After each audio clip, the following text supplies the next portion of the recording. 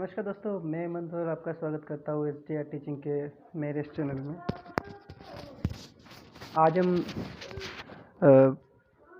आज बहुत दिनों बाद मैं अपने इस चैनल पे स्टडी का वीडियो लेके आया हूँ। इससे पहले शायद मैंने एनवीएस के समय में कुछ वीडियो अपलोड किए थे उसकी जानकारी से संबंधित।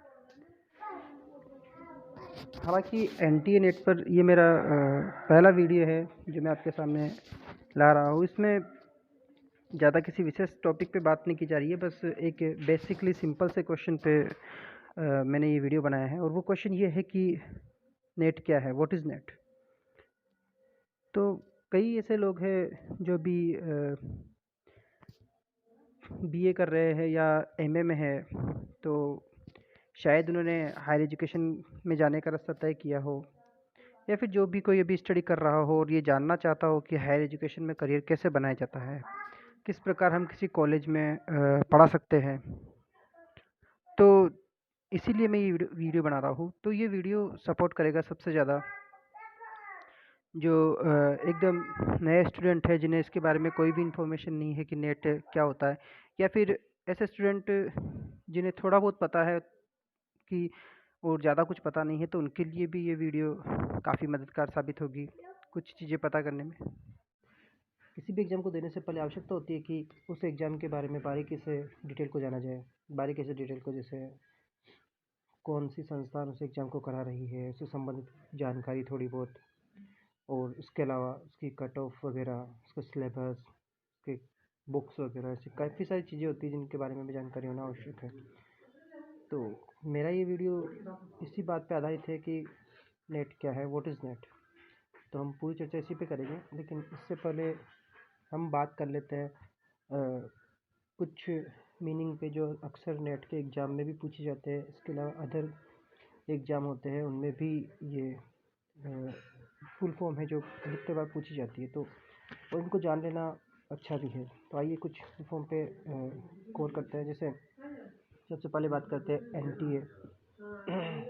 तो अभी मैं आपको सिर्फ इसके फुल फॉर्म बता रहा हूँ, फिर बाद में आपको ये भी बताऊंगा कि NTA क्या है, नेट क्या है, JRF क्या है, UGC क्या है, MHRD क्या है। इनके बारे में विस्तार से बात करेंगे। लेकिन सबसे पहले हम जानने का प्रयास करते हैं कि NTA शब्द का यूज़ किया गया है, तो इसकी मीनिंग क्या है।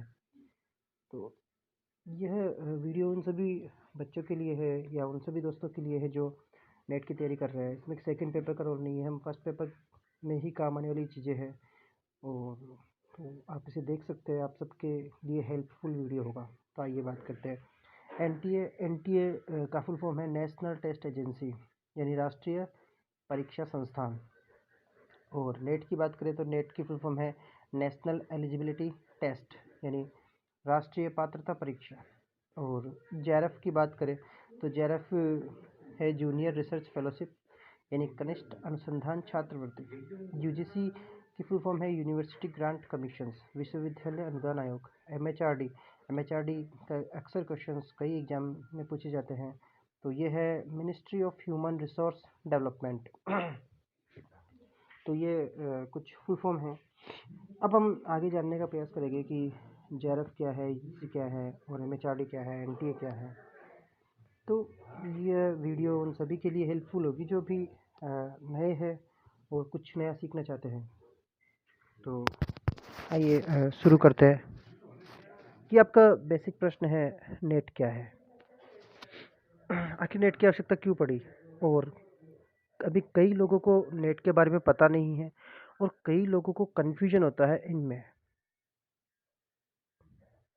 नीट और नेट।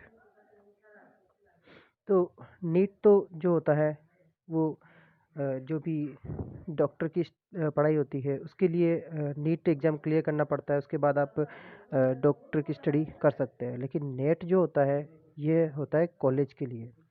अगर आप किसी कॉलेज में पढ़ाना चाहते हो तो इसके लिए नेट एग्ज़ाम कराया जाता है।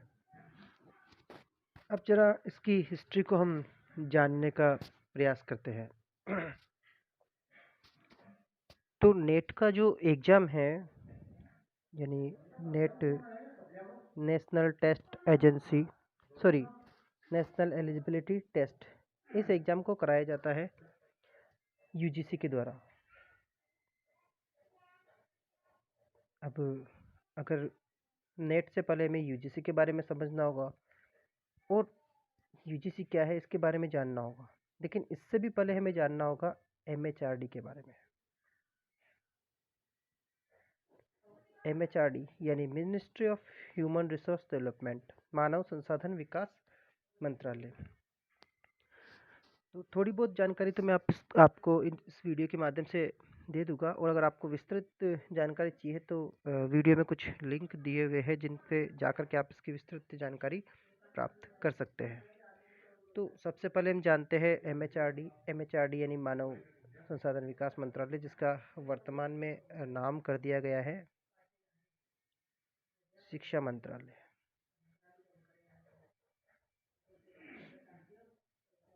तो ऐसा है कि शिक्षा मंत्रालय, एमएचआरडी का नाम बदल करके शिक्षा मंत्रालय कर दिया गया है। तो ये क्या है कि ये भारत सरकार का मंत्रालय है, और इसके बारे में सबसे फेमस क्वेश्चन यही है कि इसकी स्थापना कब हुई थी। तो इसकी स्थापना हुई थी आपके 26 सितंबर 1995।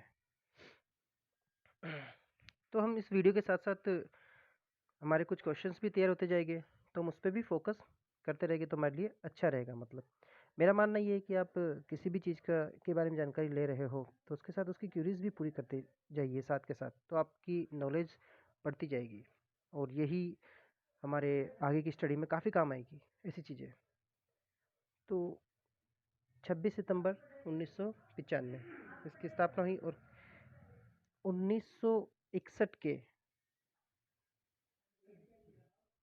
74वें जो संविधान है, संविधान से इसे बनाया गया, यानी एमएचआरडी को बनाया गया, इसे 1961 के 74वें संविधान से। तो एमएचआरडी के जो उद्देश्य है मैं उनके बारे में आपको बता दूं। एमएचआरडी का जो कार्य होता है वो ये होता है कि देश के जो संसाधन है उनका विकास करना, इसीलिए इसे कहते हैं ministry of human resource development, यानी मानव संसाधन विकास मंत्रालय, यानी मानव संसाधन जितने भी है उन सबका विकास करना। तो इनके उद्देश्य क्या क्या है?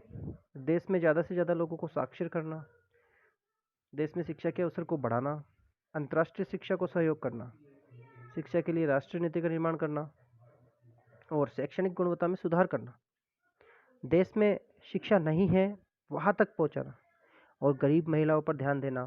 कैसे छात्रवृत्ति अनुदान ऐसा कुछ हो गया, जैसे आपको स्कॉलरशिप वगैरह मिलती है या फिर यूनिवर्सिटी को जो अनुदान मिलता है, तो वो एमएचआरडी के माध्यम से यूजीसी प्रोवाइड कराती है। दोस्तों, हमने एमएचआरडी के उद्देश्य को देखा और एमएचआरडी के बारे में जाना। तो जैसा कि इसमें बताया हुआ है कि एमएचआरडी का कार्य है शिक्षा के स्तर को मजबूत करना, उसे ऊंचा करना, हायर एजुकेशन में जो भी कार्य हो रहे हैं उन्हें अच्छे स्तर पे अच्छे से अच्छा करना और अच्छे शिक्षक उपलब्ध करना। तो एमएचआरडी जो है, तो जो यूजीसी को है, यूजीसी को जो संचालित करती है वो करती है एमएचआरडी, यानी एमएचआरडी से ही यूनिवर्सिटी को फंड प्राप्त होता है और यूजीसी जो भी एग्जाम वगैरह कराती है या रिसर्च वगैरह जो भी कार्य उनके होते हैं वो एमएचआरडी के द्वारा यूजीसी द्वारा कराए जाते हैं, जिसमें सपोर्ट करती है एमएचआरडी। इनका सहयोग प्राप्त होता है एमएचआरडी का, इसलिए हमने थोड़ी बहुत जानकारी जानी एमएचआरडी के बारे में। अब हम जानेंगे जो हमारा अगला प्रश्न होगा वो ये होगा कि यूजीसी क्या है। यूजीसी क्या है इस पे जानेंगे। तो जैसे कि यूजीसी की फुल फॉर्म मैं पहले आपको बता चुका हूँ, यूनिवर्सिटी ग्रांट कमीशन, विश्वविद्यालय अनुदान आयोग। यह यूजीसी न केवल विश्वविद्यालयों के लिए या फिर कॉलेज शिक्षा के लिए अच्छे शिक्षक उपलब्ध कराती है, बल्कि उनके लिए अच्छी एजुकेशन उपलब्ध कराती है और उनसे संबंधित जितने भी रिसर्च जो कार्य होते हैं उनके लिए नियम सिद्धांत बनाती है। तो ये सारा कार्य यूजीसी का होता है। यूजीसी से पहले मैं आपको एक और चीज़ बताना चाहूँगा। जो प्रश्न होगा हमारा ये होगा कि भारत में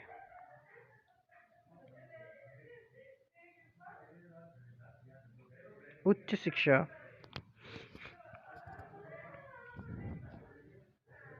का प्रारंभ किसने किया? तो भारत में उच्च शिक्षा का जो प्रारंभ किया था, इसका श्रेय आप दे सकते हैं लॉर्ड मैकॉले को। इन्होंने ही उच्च शिक्षा को प्रारंभ किया था। अब उच्च शिक्षा प्रारंभ हो गई, लेकिन उच्च शिक्षा के लिए जो यूजीसी की स्थापना की गई थी, यूजीसी की स्थापना, तो ये भी प्रश्न बनता है कि यूजीसी यूजीसी की स्थापना किसने की? तो यूजीसी की स्थापना की वेद प्रकाश ने।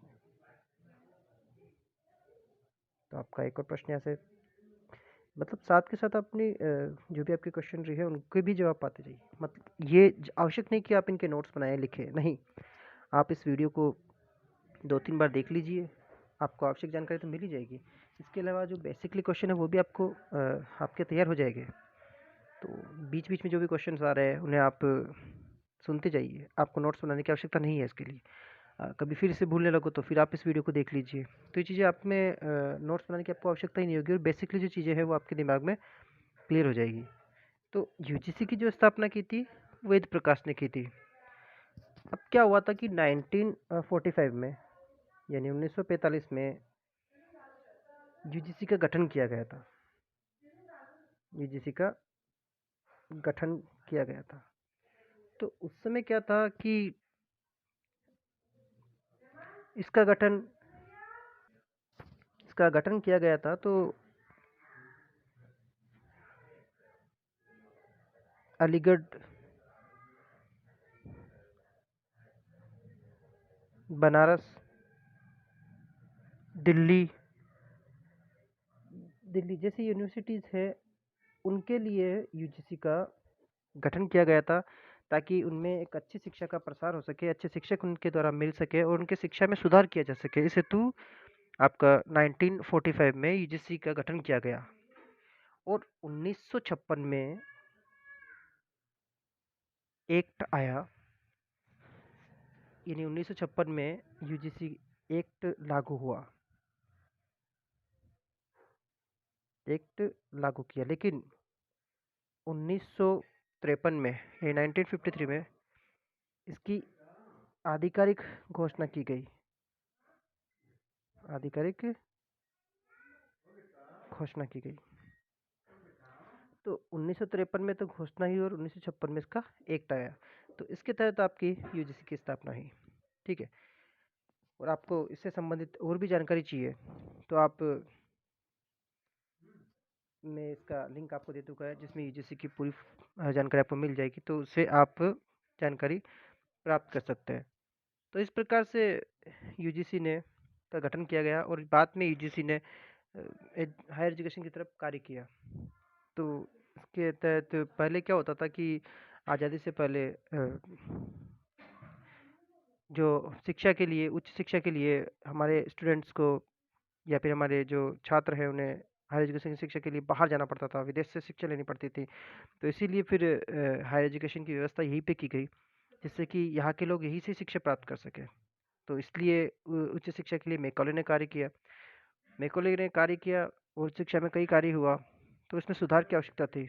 तो इनके सुधार हेतु यूजीसी की स्थापना की गई, और यूजीसी जो उस समय से लेकर अब तक निरंतर कार्य कर रही है, और ये एक वैधानिक निकाय है। यूजीसी एक वैधानिक निकाय है जो इससे तो कार्य कर रही है। तो इसके अलावा क्या हुआ कि आज़ादी के बाद 1947 में, यानी 1947 में विश्वविद्यालय शिक्षा आयोग की स्थापना की गई। तो ये भी एक प्रश्न है आपके क्यूरीज के लिए। विश्वविद्यालय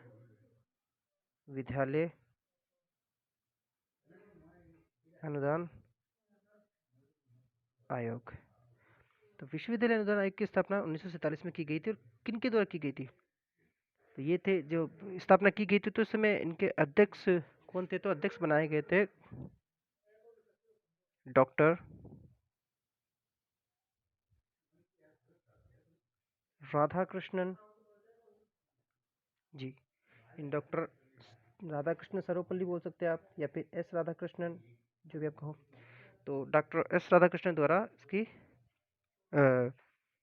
विश्वविद्यालय शिक्षा आयोग की स्थापना की गई थी, उन्हें अध्यक्ष बनाया गया था। और 1947 के समय में जो अनुदान प्राप्त होता था वो यूके द्वारा, यानी यूनाइटेड किंगडम द्वारा 1947 में इनको अनुदान प्राप्त होता था। ठीक है, 1947 में यूनाइटेड किंगडम द्वारा इनको अनुदान प्राप्त होता था। तो इस प्रकार से हमने जाना यूजीसी के बारे में, और हमने जाना एमएचआरडी के बारे में। एमएचआरडी जो कि यूजीसी को सहयोग करती है, और यूजीसी जो कि नेट जैसे एग्जाम कराती है। तो हमने दो चीज़ों के बारे में जाना, एमएचआरडी और यूजीसी। अब हम जानेंगे, जो हमारा अगला प्रश्न है वो ये है कि एनटीए क्या है और इसका रोल कैसे हुआ। तो नेट के जो पेपर थे पहले सीबीएसई द्वारा कराए जाते थे। नेट के पेपर ऐसे होते हैं कि साल में, यानी साल में 2 बार होते हैं, एक 6 महीने के अंतराल में, फिर दूसरा 6 महीने के बाद। तो पहले क्या सीबीएसई इसके पेपर कराती थी, तो सीबीएसई इसके अलावा 11, 12, 12 इनकी भी पेपर कराती थी। तो इस कारण से उन पे फोर्स ज़्यादा था, दबाव ज़्यादा था, तो इसलिए उन्होंने क्या किया कि एनटीए को चाहिए, सॉरी यूजीसी को चाहिए था कि कोई ऐसी संस्था रिजल्ट पेपर कराए जो सही तरीके से पेपर करा सके और सही समय पे रिजल्ट दे सके, और मतलब तेजी से और तीव्रता से काम कर सके। तो इसलिए यूजीसी ने क्या किया कि एनटीए जो पहले से ही नीट जैसे पेपर करा रही थी, नीट के पेपर हो गए या फिर जेई मेंस के पेपर हो गए, तो ये पेपर करा रही थी, तो उसे ही नेट का पेपर कराने का कार्यभार भी सौंप दिया। तो एनटीए को ये कार्य सौंपा गया ताकि कार्य तेजी से हो सके, इसलिए फिर एनटीए ने कार्य शुरू किया। तो अब हम जानते हैं कि एनटीए क्या है, इसके बारे में थोड़ा जानने का प्रयास करते हैं। एनटीए के बारे में मैं आपको पहले ही बता चुका हूँ, नेशनल टेस्ट एजेंसी या नेशनल टेस्टिंग एजेंसी। तो इसकी जो स्थापना की गई थी वो 2017 में की गई थी, यानी 2017 में एनटीए का गठन किया गया था। ठीक है, और ये क्या करती है कि हायर एजुकेशन के लिए प्रवेश परीक्षा कराती है, यानी एंट्रेंस टेस्ट ये करवाती है। जैसे आपके कौन कौन से ये टेस्ट कराती है, तो आपके जेई मेन हो गया, मेंस हो गया, नीट हो गया, सीमेट हो गया, और अब ये कराता है नेट के पेपर भी ये करवाता है। तो ऐसे एग्जाम के पेपर ये करवाता है एनटीए। एनटीए में जो पेपर होता है वो कैसे होता है, सीबीटी। अब आप पूछोगे सीबीटी का फुल फॉर्म क्या है, तो सीबीटी का फुल फॉर्म है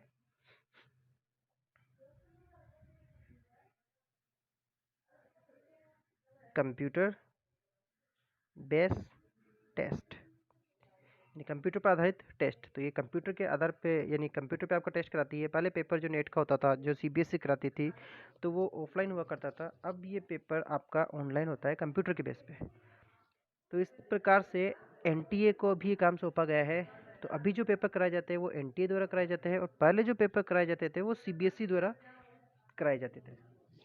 तो इस तरह से होता है आपका नेट के पेपर। तो हमने आज 3 चीज़ों के बारे में जाना, 3-4 चीज़ों के बारे में जाना। एमएचआरडी, एमएचआरडी जो कि यूजीसी को अनुदान प्रदान करती है, यूजीसी को संचालित करती है, और यूजीसी के द्वारा नेट का पेपर कराया जाता है। यूजीसी जो कि पहले सीबीएसई द्वारा पेपर करवाती थी, और अब वो जो पेपर कराती है वो एनटीए द्वारा पेपर करवाती है। तो इस प्रकार से हमने 4 संस्थाओं के बारे में जाना, उनके कार्य को जाना। तो आज की वीडियो में सिर्फ मैंने आपको इनकी कुछ बेसिक जानकारी दी है, जैसे नेट के बारे में, इनके फुल फॉर्म के बारे में बताया, नेट क्या होता है। अगले वीडियो में हम बात करेंगे कि नेट के पेपर में किस तरह इसका सिलेक्शन का प्रोसेस क्या होता है, इसके बारे में जानेंगे कि जेआरएफ क्या होती है, नेट क्या होता है, इसके करने के फ़ायदे क्या होते हैं। हालाँकि आपको ऐसे कई सारे वीडियो मिल जाएँगे, लेकिन फिर भी मैं अपने आधार पे आपको कुछ बताना चाहूँगा इसके बारे में। तो वह साधारण सी जानकारी आपको उपलब्ध कराऊँगा जो आपको कहीं से भी मिल सकती है, लेकिन उसमें कुछ अच्छा उपलब्ध कराऊँगा और उसके आधार पे कुछ लिंक भी प्रोवाइड कराऊँगा, जिससे आप अपनी जानकारी को और भी ठोस कर सकें। तो इसके साथ ही मैं इस वीडियो को यहीं पे समाप्त करता हूँ। धन्यवाद।